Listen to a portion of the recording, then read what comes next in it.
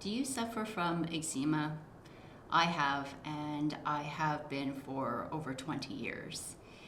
I have it mostly on my hands, but as you can see, I've very much improved my situation. My left hand here has virtually no eczema. My right hand, just a little bit, which you may not see too well on camera, but I gotta tell you that for my entire history of suffering with this, I'm actually doing quite well. And I'd love to be able to tell you a little bit about what helped me. I want to put a couple of disclaimers out there though. I am not a medical professional and I have zero ability to give you any prescriptive advice on what you can do. I can only share with you what has helped me, a little bit about my history, what I've used for cure, treatment, and prevention, in the hopes that maybe it would help you as well. But again, I'm only telling you some of the things that I've experienced, and believe me, from where I've come from, this is a huge improvement. I actually wanted to tell you a little bit about my history with eczema. About almost 20 years ago, my eczema was at its worst. My hands were completely cut up. They look like a million paper cuts. And people were even asking me, what happened to your hands? Are they burnt? I was doing a television job at the time, and I had to hold a microphone, but I looked like a mummy because my hands were so bad that I was actually taping them with medical tape because they were so cut open and itchy and red and bleeding. Sometimes started to be gross, but sometimes even pussing. It was that bad. So over the years, I've learned some things that have helped. And as I say, I'd like to be able to share them with you. If you have some tips and tricks of your own, I welcome you and encourage you to please share that in the comments so that others can also benefit. First, I'm not a giant proponent of steroid use, personally. But I've had eczema so bad that I've had prescription steroid cream for my eczema. For me, I try to use it really, really sparingly. And again, this is under medical supervision. So if you do have eczema badly or even mildly, I suggest you go see a medical professional first if you think that something like a prescription or a steroid cream would work. Again, I use this very sparingly, and when it gets really, really bad. Anyone who's also used this and has bad eczema knows it also can sting. It really hurts.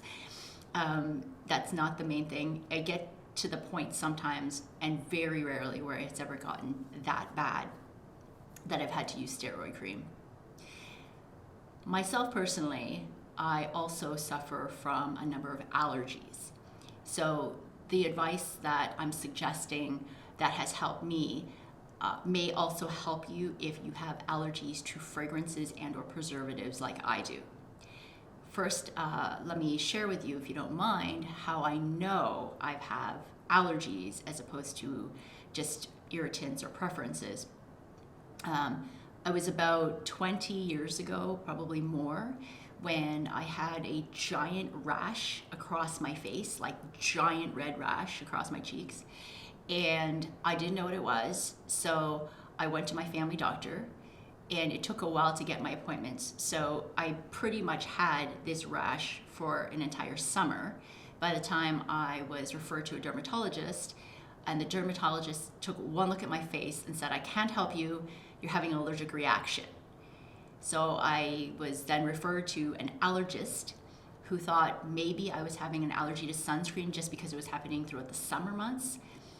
In order to test that, basically they put a whole pile of square patches on my back that they put for 24 to 48 hours, I believe, and they take them off afterwards, and whatever is red or irritated will show up as an allergy.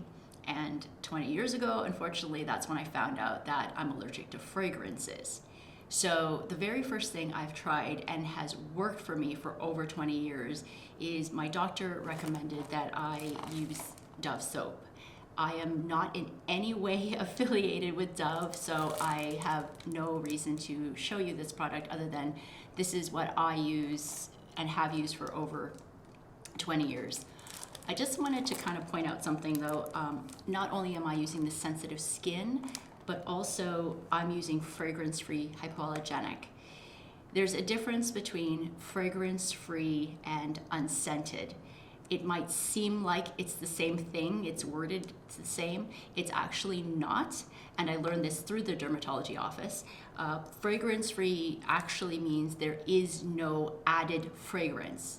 So for someone like me who's actually allergic to fragrance, I would use something fragrance-free as opposed to unscented, which companies can actually use some kind of masking fragrance or masking ingredient so that if this had some kind of, let's say, pungent smell, then they could use some kind of masking product to make it unscented, but it's still a fragrance. And if you're as sensitive as I am, I would look for fragrance-free as much as possible. Now, even though I've been using fragrance-free products and I try to avoid anything that's colored or scented or has any harsh ingredients, I was actually still developing eczema over many, many years, and it was actually getting worse. As I said, even bandaging my hands. So I actually went back for a retest of the allergy doctor to see what was happening. And I said, "Doctor, I've been avoiding all these fragrances. I'm still getting eczema. I'm still getting reactions." And so I went back for a retest. And for my scenario, which again may be different than yours, I retested, and within 48 hours, a perfectly square red cherry shows up on my back. That was not fragrances, but it was preservatives. And then I asked the doctor, "What is that?" Because there's preservatives in just about any man-made product, cosmetic product there is, and it's impossible to know. And it's such a broad category that any one of these preservatives or in combination could affect me. So the doctor suggested that if I could find all natural products as much as possible, it would probably be beneficial for me to avoid my preservative allergy. Again, this might not affect you, but I feel that personally anyway, all natural products are my favorite treatment for any kind of allergic reaction. What I like to use is shea butter. This is the Body Shop brand, and I checked this morning just to see what the price is, and I did not see this product. So I don't know if they carry it anymore at the Body Shop particularly, and it's not necessarily this brand that I'm loyal to. I've used shea butter before from, I've seen independent people who've crafted these and used these in products, and I bought some before at a farmer's market. So I like to find something that is pure. Something like this has no added fragrances, no added preservatives, and it actually smells, if you like the smell, kind of nutty. It comes from the shea nut, so it is kind of a nutty flavor. I liken it to something like walnuts, but not quite walnuts, but it's got that nutty smell. And all natural, comes from Ghana, this one anyway. And this could be used by itself, or they make them in certain cosmetic products as well. You don't need that much. If you could see from this package, it's not used very much. And trying to open the package. You don't need a lot. This is a tiny little, like something like this, if you could see. This tiny little amount is what I could use for my entire hands. So that one packet, something like that, I just rub it in, and usually I kind of keep it overnight because it is thick and greasy. I don't know if you could see it in the camera, but it's greasy and shiny. You might not like that, but I do like it at nighttime. It absorbs in, and you can kind of keep it overnight. So something like this, again, you could find this online, but I have been known to buy these at farmers markets and health food stores, places like that. If you like something that's more of a, let's call it a cosmetic type as opposed to an all natural, as I said, you could actually find shea butter in a lot of commercially made creams. This is a sample that I got, and I can never say the name of this store. L'Occitane, I think that's how you say it. And as far as I know, this particular hand cream this one's 20% shea butter. As far as I know, I think it goes up to 25% shea butter, but I'm not quite sure because I haven't been to the store in a little while.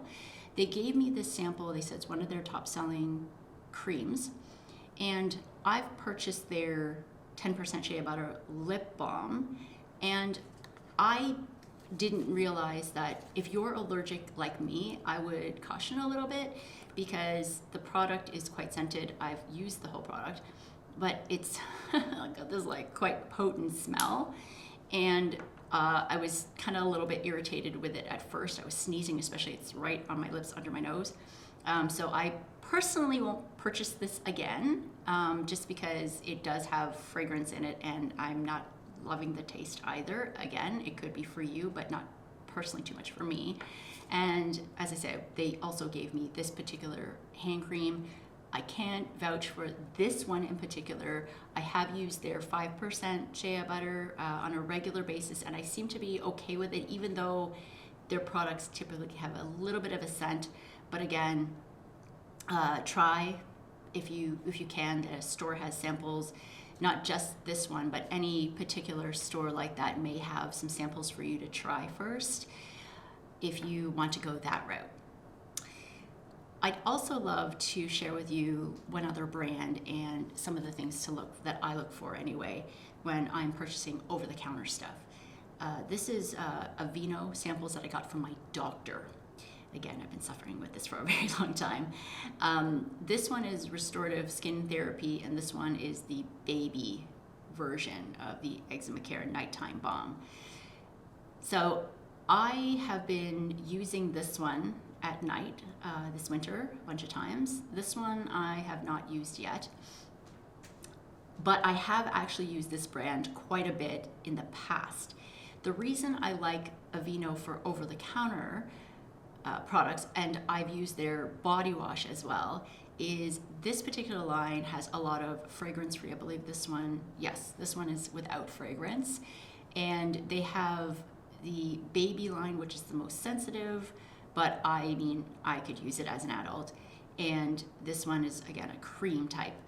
This one, if you want a balm, the consistency of it, like I say, this is what I use more for nighttime because it is thick, quite thick and shiny, and again, taking a longer time to absorb for myself.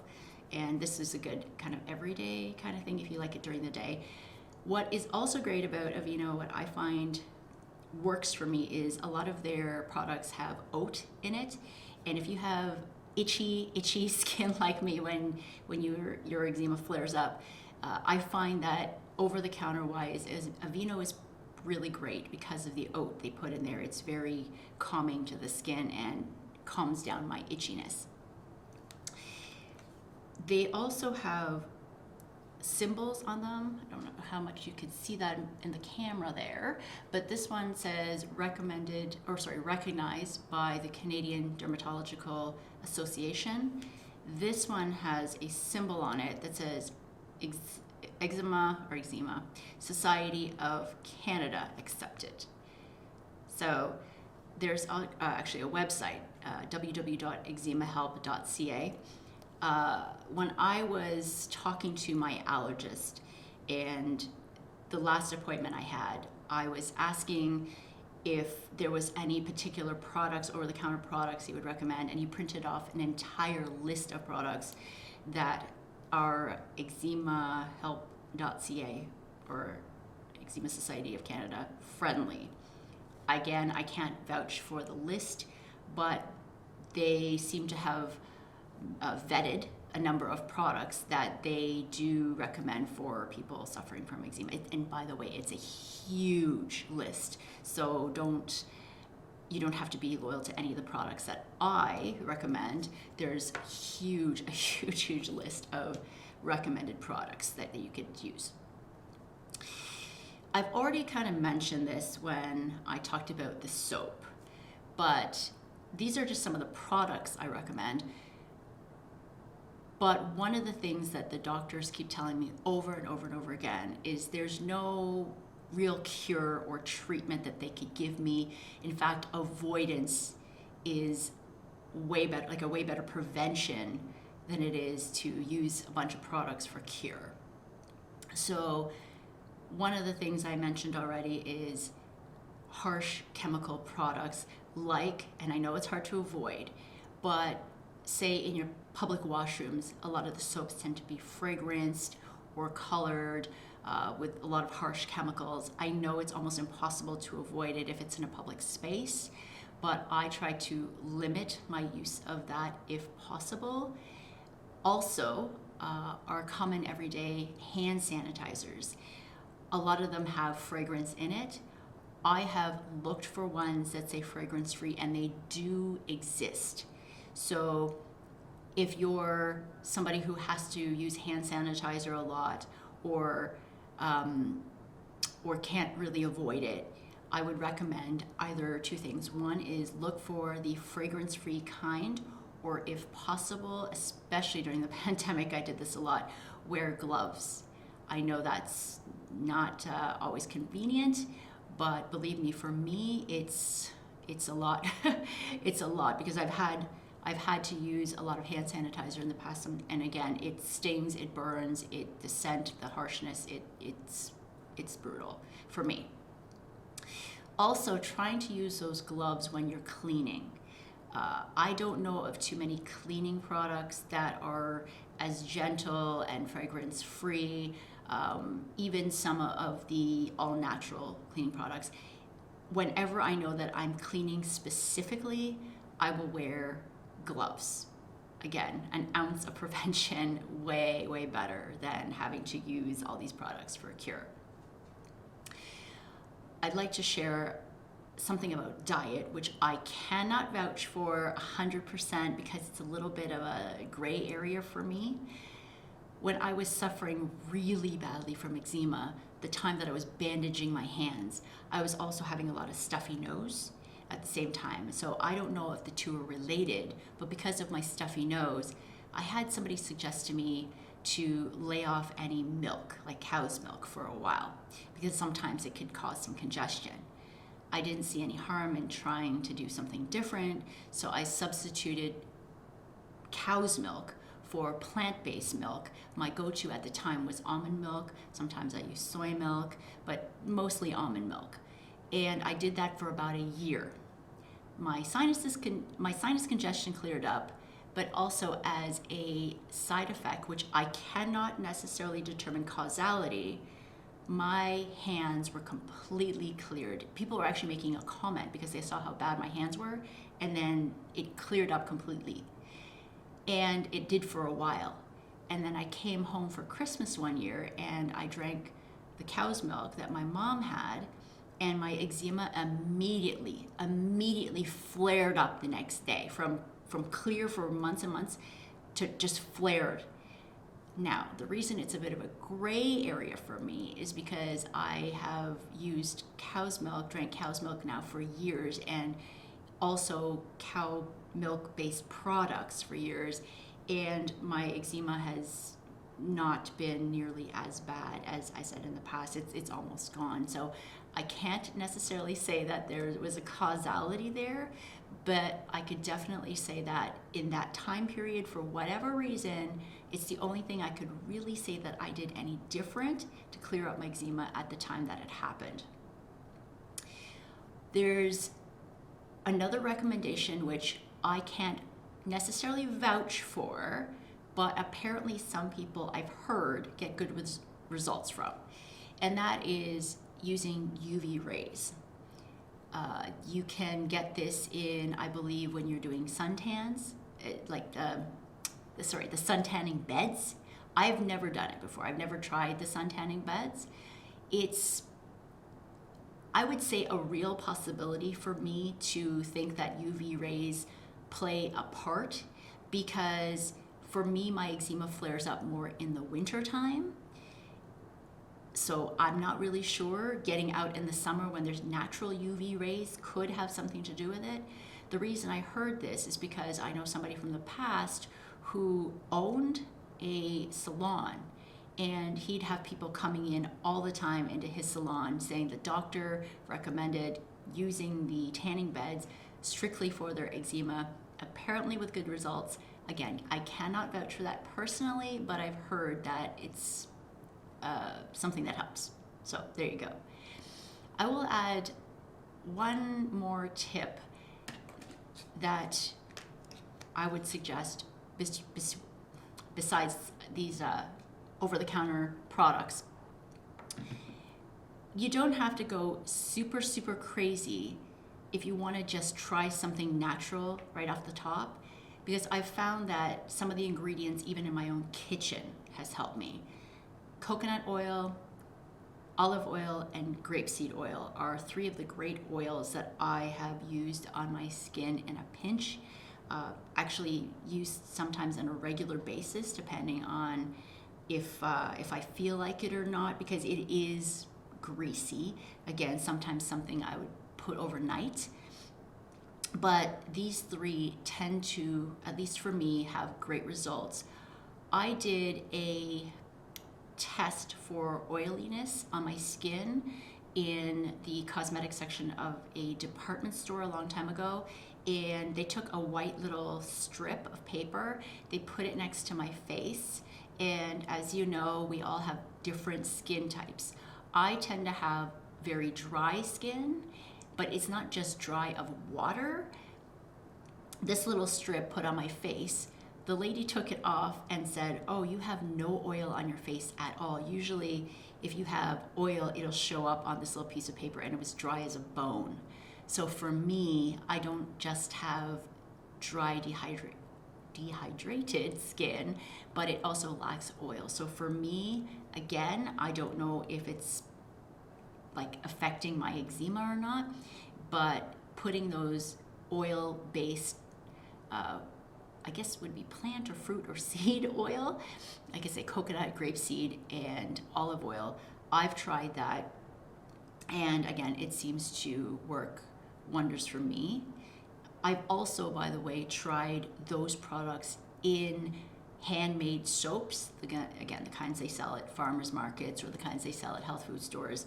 And if you could find those natural oils in your soaps, or just using that oil, again, it's just in your kitchen, you could just go ahead and grab that, because for me, my skin lacks the oil more so than the moisturizer. Moisture. So those are some of the tips that I had because of my particular situation. Again, I've had allergies. I also have it on my hands. Of course, you could have it in other places on your body. It could be on and off. Lucky for me, it's just in my hands. Unfortunately, your hands are always exposed and always touching things. That is going to make it difficult for avoidance, but that helps. I do highly recommend that you do see your medical professional. Perhaps you might consider an allergy test like me, because there could be something causing it, underlying it. You may need, again, a prescription of steroid cream if that's something that you might want to consider for your eczema. And other than that, please, you have a variety of cures, preventions, and treatments. This is just what I've tried and what seems to work. I welcome your comments for anything that has helped you. I really appreciate learning that myself, and please share with the community so everybody can benefit. Thanks for watching this video, and I'll see you again in the next one.